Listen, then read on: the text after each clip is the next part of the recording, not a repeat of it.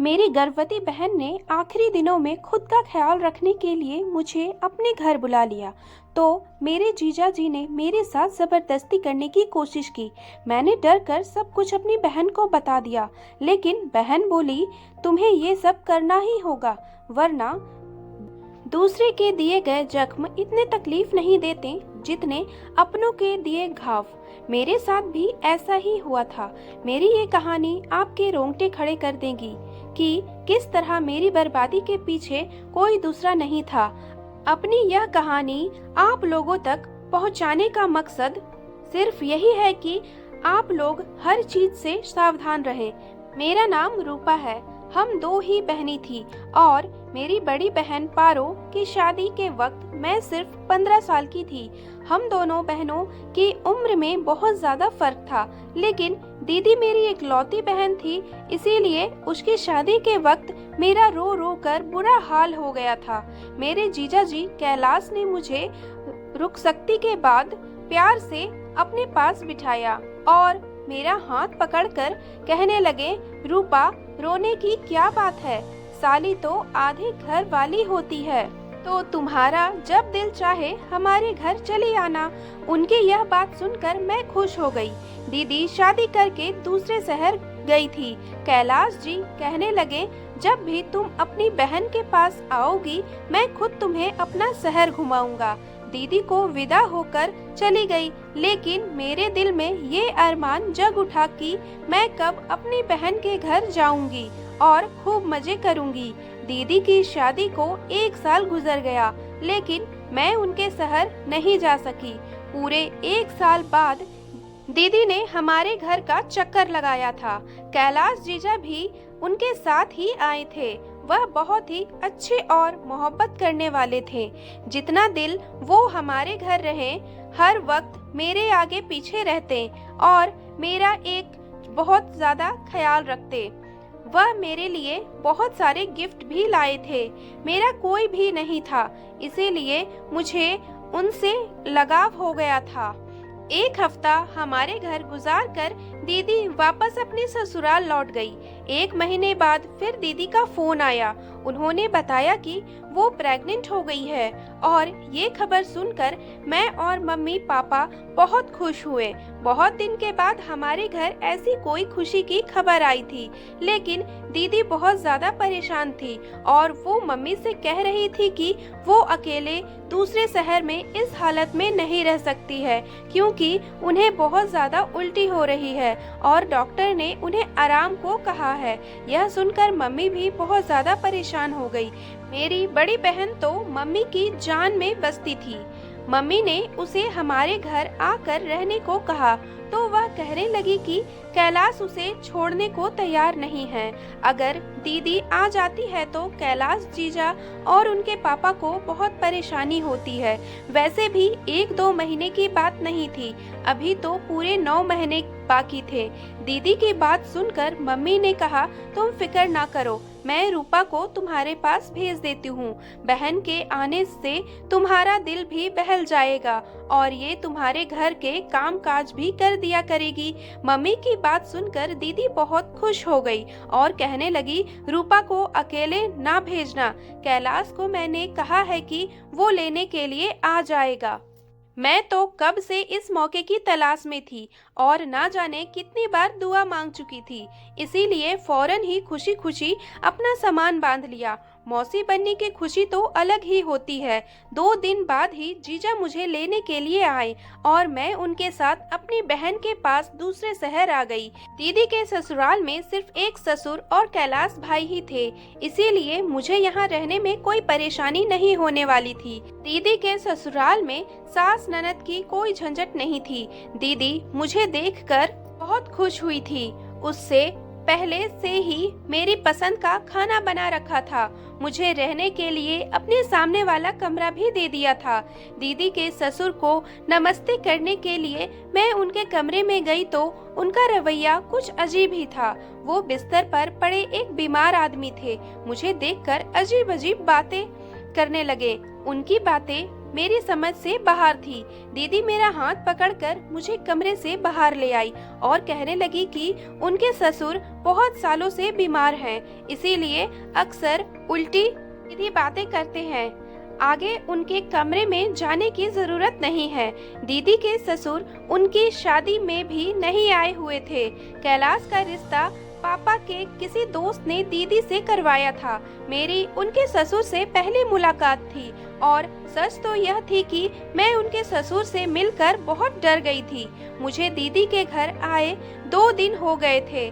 मैं दोबारा उनके ससुर के कमरे में नहीं गई थी। कैलाश भाई मेरा बहुत ख्याल रख रहे थे और दीदी की तबीयत ठीक ना होने की वजह से वो ज्यादातर बिस्तर पर लेटी रहती थी। सारा घर मैंने संभाल लिया था, लेकिन फिर एक दिन कुछ ऐसा हुआ कि मेरे रोंगटे खड़े हो गए। रात के खाने के बाद किचन साफ करके मैं अपने कमरे में आई तो मैंने सोचा कि नहा धोकर सोती हूँ। गर्मी बहुत ज्यादा थी और मैं पसीना पसीना हो गई थी। मैं नहाने के लिए अपने कमरे के वॉशरूम में गई तो कुछ ही देर में मुझे महसूस हुआ कि जैसे कोई मुझे देख रहा हो। शुरू में मुझे लगा कि मेरा वहम है, लेकिन अचानक ही मेरी नजर रोशनदान पर पड़ी तो मेरे होश उड़ गए। वहाँ कोई साया सा मुझे नजर आया था और मुझे यकीन हो गया था कि कोई छुप छुप कर मुझे देख रहा था। यह बात मेरे होश उड़ा देने के लिए काफी थी। मैंने जल्दी से अपना कपड़ा पहना और भागती हुई कमरे से बाहर निकली। दीदी के कमरे में पहुंची तो वहां दीदी और जीजा आराम से एक साथ बिस्तर पर लेटे थे। मैं अपनी जल्दबाजी में कमरे का दरवाजा लगाना भी भूल गई थी और अब उन दोनों को एक साथ देखकर मुझे शर्मिंदगी का एहसास हो रहा था। जीजा उठकर बैठ गए, कहने लगे अंदर आ और रूपा दरवाजे पे क्यों खड़ी हो। मुझे समझ में नहीं आया कि मुझे क्या करना चाहिए। मैं उन्हें कैसे बताती कि रोशनदान पर मुझे किसी का साया महसूस हुआ है। मैंने यूं ही बात बना दी कि मैं दीदी से दूध का पूछने के लिए आई थी। दीदी कहने लगी तुम जाकर आराम करो, अब बाकी जो भी काम होंगे मैं कैलाश से कह दूंगी। मैं अपने कमरे में वापस आने लगी तो मेरी नजर दीदी के ससुर पर पड़ी, जो बाहर लॉन से वापस लौटकर अपने कमरे में जा रहे थे। मुझे तो अजीब सी नजरों से देखते हुए कहने लगे तुम बहुत खूबसूरत हो, अपना ख्याल रखा करो। उनका ये बात सुनकर मुझे गुस्सा आ गया। मैं सोच भी नहीं सकती थी कि वो मुझसे इस तरह की कोई बात कह सकते हैं। मैं घबराकर फौरन अपने कमरे में चली गई और सारी रात यूं ही जागते जागते गुजार दी। दीदी ने तो कहा था कि उनके ससुर बीमार हैं और वह कमरे से नहीं निकलते, तो फिर वो इतनी रात को लॉन में क्या कर रहे थे। ये बात बहुत ही अजीब थी। मुझे बहुत ही ज्यादा बेचैनी हो रही थी। रोशनदान पर जो था वो मेरा वहम था या हकीकत। कोई मुझे देख रहा था, कहीं वो दीदी के ससुर तो नहीं थे। इस सवाल ने मुझे परेशान कर दिया था। मेरी सारी रात आंखों ही आंखों में गुजर गई। अगले दिन सुबह जीजा ऑफिस जाते हुए कहने लगे रूपा मैं शाम को जल्दी आ जाऊंगा और तुम्हें शॉपिंग के लिए बाजार ले जाऊंगा, तुम शाम को तैयार रहना। ये कहते कहते अचानक ही करीब आकर उन्होंने मेरे गाल पर हाथ फेरा और ऑफिस के लिए निकल गए। उनके इस अंदाज पर मैं चौंक गई। दीदी भी पीछे ही खड़ी थी, कहने लगी कैलाश तुमसे बहुत मोहब्बत करते हैं, तुम भी उनका ख्याल रखने की कोशिश किया करो, क्योंकि आजकल मैं उनका ख्याल नहीं रख पा रही हूँ, वो बहुत ज्यादा थक जाते हैं। दीदी की बात सुनकर मैंने कहा आप फिक्र ना करें, मैं कैलाश भाई का ख्याल रखूंगी। शाम को मैं अच्छी तरह तैयार हो गई तो कैलाश भाई मुझे शॉपिंग के लिए ले गए। उन्होंने दीदी से कहीं ज्यादा मेरे लिए शॉपिंग की थी। मैं बहुत खुश थी, लेकिन मुझे क्या मालूम था कि मेरी ये खुशी बस कुछ ही दिनों की मेहमान है। उस रात मैं बहुत ज्यादा थक कर घर लौटी थी और खाना खाते ही अपने कमरे में जाकर बेखबर सो गई। आधी रात को अचानक ही लाइट जली गई और गर्मी के एहसास से मेरी आंख खुली तो मुझे ऐसा महसूस हुआ कि जैसे मेरे बिस्तर पर कोई मौजूद हो। कमरे में अंधेरा, मुझे कुछ दिखाई नहीं दे रहा था और फिर अचानक ही कोई मेरे करीब आना शुरू कर दिया। मेरा दम घुटने लगा, मैं चीख भी नहीं सकती थी, लेकिन जब मुझे महसूस हुआ कि मेरे साथ कुछ कुछ गलत होने वाला है तो मैंने अपनी पूरी जान लगाकर जोर से धक्का दिया। उसे शायद मुझसे इस धक्के की उम्मीद नहीं थी। वो एकदम ही पीछे हटा तो मैं भागकर कमरे से निकल गई। मुझे अब तक कुछ दिखाई नहीं दे रहा था, अंधेरा बहुत ज्यादा था, लेकिन मैं दीवार के सहारे दीदी के कमरे में पहुंची। वहां जाकर मैंने दीदी को आवाज दी तो वो कहने लगी, रूपा तुम परेशान ना हो, कैलाश अभी अभी लाइट देखने के लिए गए हैं। अक्सर हमारे घर का लाइट कट जाता है, कैलाश जल्दी ठीक कर देंगे। दीदी ने अपने मोबाइल फोन का टॉर्च जला दिया। मेरे पास तो मोबाइल भी नहीं था। मैं दीदी के पास ही बैठकर रोने लगी। थोड़ी देर बाद लाइन आ गई। वो कहने लगी, तुम भी पागल हो, जरा सी अंधेरे से घबरा गई, मेरा ख्याल कैसे रखोगी। दीदी की बात सुनकर मैंने कहा, ऐसी बात नहीं है, मेरे कमरे में कोई मौजूद था इसीलिए मैं डर गई। मेरी बात सुनकर वो जोर से हंसने लगी। कैलाश मेरे साथ मेरे कमरे में थे और मेरे ससुर तो कमरे से निकलते ही नहीं। अंधेरे की वजह से तुम डर गई हो और कोई बात नहीं है। मुझे समझ नहीं आ रहा था कि मैं दीदी को किस तरह ये यकीन दिलाऊं कि मेरे कमरे में कोई मौजूद था, लेकिन वो कौन हो सकता था यह बात मुझे समझ नहीं आई थी। अगर कैलाश भाई दीदी के साथ थे तो फिर मेरे साथ कमरे में कौन था। पहले रोशनदान पर पड़ने वाला नजर और अब कमरे में किसी की मौजूदगी का एहसास से मैं पूरी तरह डर गई थी। मेरा दिमाग में रह रह कर दीदी के ससुर का ख्याल आ रहा था। लाइट ठीक करके कैलाश भाई कमरे में आए तो मुझे देखकर कहने लगे, देखो पारो, मैंने तुम्हें पहले ही कहा था कि अंधेरे से घबरा जाएगी, तुम इसके पास चली जाओ। दीदी जीजा से कहने लगी, बहुत अंधेरा था, मैं अगर गिर पड़ जाती तो मुझे क्या मालूम था कि ये इतनी देर में डर जाएगी। मैंने उन दोनों से कहा कि आप परेशान ना हो, मैं ठीक हूँ और अब अपने कमरे में जाकर सोती हूँ। मैं दीदी को ज्यादा परेशान नहीं करना चाहती थी क्योंकि मम्मी ने मुझे मना किया था कि डॉक्टर ने दीदी को टेंशन देने के लिए मना किया है। मैं डरते डरते वापस अपने कमरे में आ गई थी और दरवाजा लॉक करके बिस्तर पर लेट गई। नींद तो मुझे नहीं आ रही थी। मैं सोच रही थी कि किसी न किसी बहाने से घर वापस लौट जाऊं। जो भी था यह मेरा वहम नहीं था, इस बात का मुझे अच्छी तरह यकीन हो गया था। कोई तो मेरी तन्हाई का भरपूर फायदा उठाने की कोशिश कर रहा है। अगले दिन कैलाश भाई किसी काम से थोड़ी देर के लिए दोपहर के वक्त ऑफिस से घर लौट आए थे। उस वक्त दीदी दवाई खाकर अपने कमरे में गहरी नींद सो रही थी और मैं किचन में खाना की तैयारी कर रही थी। कैलाश भाई किचन में ही चले आए और मुझे पीछे से पकड़कर अपनी बाहों में जकड़ लिया। मुझे उनसे इस व्यवहार की बिल्कुल भी उम्मीद नहीं थी। मैं हड़बड़ा कर खुद को उनसे छुड़वाने की कोशिश करने लगी। मेरी आवाज मेरे गले में ही दम तोड़ गई थी और मैं कुछ कह भी नहीं सकी थी, मगर कैलाश ने तो मुझे छोड़ने के बजाय और कस के पकड़ लिया और कहने लगे, तुम इतनी खूबसूरत हो, तुमसे नजर हटाने को दिल नहीं करता। बहुत मुश्किल से मैंने खुद को उनसे छुड़वाया और किचन से बाहर भागने लगी।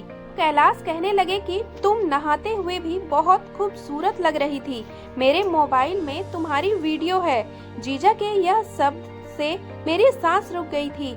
मैं सोच भी नहीं सकती थी कि वो इस कदर घटिया इंसान होंगे। मैंने रोते हुए जीजा के तरफ देखा तो वो कहने लगे, मैं बस प्यार मोहब्बत की बात करना चाहता हूँ। जैसे ही जीजा ने मेरी तरफ कदम बढ़ाया, मैं भागते हुए अपने कमरे में चली गई और खुद को लॉक कर लिया। मैं डर से कांप रही थी। मैंने जीजा को जो रूप आज देखा था, कभी पहले नहीं देखा था। मैं तो उन्हें भाई की तरह समझती थी, लेकिन वो तो मेरी इज्जत के दुश्मन निकले थे। पता नहीं कैसे कब उनकी नजर मुझ पर थी और मैंने गौर भी नहीं किया था। कैलाश भाई बस कुछ वक्त के लिए ऑफिस से घर आए थे, इसीलिए वो वापस चले गए थे और मैंने सोच लिया था कि अब मैं एक पल भी यहाँ नहीं रुकूंगी। शाम के वक्त जब दीदी अपने कमरे से उठकर मेरे पास आई तो उस वक्त तक मेरी आंखें रो रो कर सूज चुकी थी। वो परेशानी से पूछने लगी कि क्या हुआ है, किस बात से तुम इतना रो रही हो। मैंने दीदी से सच छुपाया क्योंकि उनकी हालत ऐसी नहीं थी कि मैं जीजा के बारे में इतनी बड़ी बात बताऊं। मैंने रोते हुए कह दिया कि मुझे मम्मी पापा की बहुत याद आ रही है और मैं घर वापस जाना चाहती हूँ। मेरी बात सुनकर दीदी ने मुझे गले से लगाया और कहने लगी, इतनी जरा सी बात पर तुम रो रो कर आंखें सुझा ली हो। तुम फिक्र मत करो, शाम में ही कैलाश के साथ तुम्हें वापस भेज देती हूँ। जीजा के साथ एक शहर से दूसरे शहर का सफर सोचकर भी मेरे रोंगटे खड़े हो गए थे। मैंने दीदी से कहा कि पापा मुझे लेने के लिए आएंगे, मैं पापा के साथ जाऊंगी। दीदी कहने लगी, ठीक है, अच्छी बात है, इस तरह मैं भी पापा से मुलाकात कर लूंगी। दीदी की बात सुनकर मैं खुश हो गई और दीदी जैसे ही मेरे पास से उठकर अपने कमरे में गई तो उनकी जोरदार चीख की आवाज आई। मैं फौरन दीदी के कमरे की तरफ भागी तो ये देखकर मेरे होश उड़ गए कि दीदी बिस्तर के पास गिरी हुई थी और अपना पेट पकड़कर जोर जोर से चीख रही थी। मैंने दीदी को उठाकर बिस्तर पर लेटाया और बहुत देर तक उनके पास बैठी रही। उनकी हालत मुझे बिल्कुल भी ठीक नहीं लग रही थी। मैंने दीदी से कहा कि डॉक्टर के पास चलते हैं, लेकिन उन्होंने साफ मना कर दिया और मेरा हाथ पकड़कर कहने लगी, रूपा तुम मुझे छोड़कर ना जाओ, मैं इस हालत में अकेली नहीं रह सकती। आज तो तुम थी जिसने आकर मुझे उठाया और मेरा ख्याल किया, लेकिन तुम्हारे जाने के बाद अगर ऐसा कुछ हुआ तो मैं और मेरा बच्चा ऐसे ही मर जाएंगे। दीदी की बात सुनकर मैं बहुत परेशान हो गई। बहुत मजबूरी से मैंने कुछ दिन रुकने का फैसला किया और दीदी से कहा कि आप बिल्कुल फिक्र ना करें, मैं आपके साथ ही रहूंगी। मेरी बात सुनकर दीदी बहुत खुश हुई थी और मुझे गले से लगा लिया। जीजा भी वापस आ गए थे। दीदी ने उन्हें भी बताया कि गिरने की वजह से मेरी तबीयत बहुत खराब हो गई थी। यह सुनकर कैलाश भाई भी परेशान हो गए और मुझे कहने लगे कि आपने दीदी के लिए जूस बनाकर ले आओ। मैं किचन में आकर सेब का जूस बना रही थी कि एक बार फिर कैलाश भाई किचन में आ गए और मेरे साथ जबरदस्ती करने लगे। मैंने कैलाश भाई को धक्का दिया और गुस्से में कहा कि आपको शर्म नहीं आती? आपकी पत्नी की हालत इतनी खराब है और आप अपनी साली के साथ ऐसी हरकतें कर रहे हैं। जीजा को मेरी बात का कोई असर नहीं हुआ और वो मेरे साथ जोर जबरदस्ती करने लगे। मैं जोर जोर से चीखने लगी थी। मेरी आवाज पर दीदी आ गई। मैं इस कदर घबराई हुई थी कि दीदी की तबीयत का सोचे बिना ही मैंने उन्हें दीदी का सारा सच बता दिया। दीदी ने एक नजर मुझ पर डाली और दूसरी नजर जीजा पर और उससे कहने लगी कि तुम कैसे मर्द हो जो एक 15 साल की लड़की को भी काबू नहीं कर सकते। इसने पिछले एक हफ्ते से ही तुम्हें अकेले नचाया हुआ है और तुम अभी तक कुछ नहीं कर पाए। दीदी की बात सुनकर मेरे कदमों तले जमीन निकल गई थी। मैंने हैरानी से दीदी से पूछा कि यह आप क्या कह रही हैं? दीदी के चेहरे पर एक अजीब सी मुस्कुराहट आई और वो मेरा हाथ पकड़कर मुझे अपने साथ अपने कमरे में ले गई। मैं हैरत से दीदी को देख रही थी। दीदी ने मुझे अपना पास बिठाया और मेरे बालों से हाथ फेर कर कहने लगी, देखो रूपा, मेरी बात गौर से सुनो। मैं कैलाश का सारा सच जानती हूँ, लेकिन जो कुछ कैलाश तुमसे चाहता है वो तुम्हें करना ही होगा। मैं गुस्से से उठ खड़ी हुई और मैंने दीदी से कहा कि यह आप कैसी बातें कर रही हैं? क्या आप जानती हैं कि आपका पति मेरे साथ क्या करना चाहता है? वह मुझे इस्तेमाल करना चाहता है, मेरे साथ गलत करना चाहता है। आप कैसे एक ऐसे इंसान के साथ जिंदगी गुजार सकती हैं जो कि आपके प्रेग्नेंट होने के बाद भी आपकी बहन पर नजर जमाए बैठा है? वो आपको और आपके बच्चे को सारी जिंदगी क्या देगा? मेरी बात सुनकर मेरी दीदी कहने लगी, तुम्हें कैलाश के साथ वो सब करना ही होगा जो वो तुमसे चाहता है, वरना वो कभी बाप नहीं बन सकेगा। दीदी की बात सुनकर मैंने कहा, आप कैसी बात कर रही हो? आप पेट से हैं और जीजा बाप बनने वाले हैं।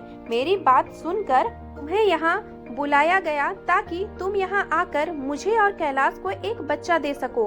कैलाश किसी और का बच्चा गोद नहीं लेना चाहते थे, उन्हें अपना बच्चा चाहिए था और इसके लिए मेरे पास इससे ज्यादा आसान रास्ता नहीं था। मैं किसी औरत को अपना सौतन बनाकर नहीं रखना चाहती थी, इसीलिए मैंने फैसला किया है कि मैं इस काम के लिए तुम्हें कुर्बान कर दूंगी। वैसे भी तुम मेरी सगी बहन नहीं हो। मैं कैलाश से बहुत मोहब्बत करती हूँ और उसे किसी भी कीमत पर छोड़ना नहीं चाहती। इसलिए मैं चाहती हूँ कि तुम गर्भवती हो जाओ और मेरी और कैलाश की जिंदगी में बच्चे की इस कमी को पूरा कर दो। मैं तो अब तक जीजा को अपना दुश्मन समझ रही थी, लेकिन मेरी बहन भी इस गंदे खेल में बराबर की हिस्सेदार थी। अपना घर बचाने की खातिर मेरी बहन ने मेरी जिंदगी को दांव पर लगा दिया था। मैंने अपनी बहन के आगे हाथ जोड़ दिया और उससे कहा कि मुझे घर वापस भेज दो, लेकिन मेरी बहन ने मेरी एक ना मानी और रात के अंधेरे में मुझे अपने पति के बिस्तर पर भेज दिया। मेरे पास बचने की कोई गुंजाइश नहीं थी, क्योंकि मेरी बहन ने मुझे धक्का दी थी। अगर मैंने उसकी बात ना मानी तो कैलाश मेरे साथ जबरदस्ती करेगा। उसका इल्जाम भी मेरे किसी झूठे आशिक के नाम पर डाल देंगे और मैं सारी जिंदगी अपने माँ पापा को अपने किरदार की सफाई नहीं दे सकूंगी। मैंने सोचा भी नहीं था कि कभी मेरी बहन मेरे साथ ऐसा व्यवहार करेगी। मैं जानती थी कि मेरी बहन मेरी सगी बहन नहीं है, लेकिन कभी ये फर्क हम दोनों के बीच आएगा ये मेरे गुमान में भी नहीं था। मेरी बहन ने मुझे खींचते हुए कमरे में धकेलने की कोशिश की तो मैं खुद को छुड़वाने के लिए शोर शराबा करने लगी। मेरी बहन के ससुर कमरे से निकल आए। उन्होंने फौरन ही बीच में आकर मुझे मेरी बहन से छुड़वाया और मेरी बहन और अपने बेटे को धमकी दी कि अगर उन दोनों ने मेरे साथ कोई भी जबरदस्ती करने की कोशिश की तो वो पुलिस को फोन कर देंगे। जीजा गुस्से में अपने पापा के साथ बदतमीजी करने लगे, लेकिन उनके पापा किसी भी हाल में मुझे अकेला छोड़कर पीछे ना हटे और मेरे खातिर अपने बेटे से झगड़ा करके मुझे अपने कमरे में ले गए। वो कहने लगे, बेटा मुझे पहले दिन से ही शक था कि इन दोनों की नीयत गलत है। अगर मैं तुम्हारी बहन के खिलाफ कुछ कहती तो शायद तुम कभी यकीन नहीं करती। अब जबकि तुम सच जान चुकी हो तो तुरंत अपने घर वापस लौट जाओ। यह दोनों इंसान नहीं बल्कि दरिंदे बन चुके हैं। शायद मुझसे अपने बेटे की परवरिश में कोई कमी रह गई हो, जिसकी वजह से आज ये दिन देखना पड़ रहा है।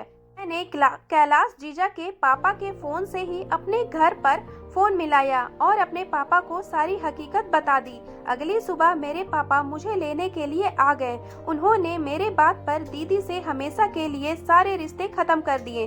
पापा को इस बात पर बहुत अफसोस आ रहा था कि शायद उनके परवरिश में ही कोई कमी रह गई हो और मैं सोच रही थी कि मेरी कौन सी अच्छाई मेरे काम आ गई जो कैलाश के पापा मेरी आवाज सुनकर मुझे बचाने आ गए। इस बात को कई साल गुजर गए।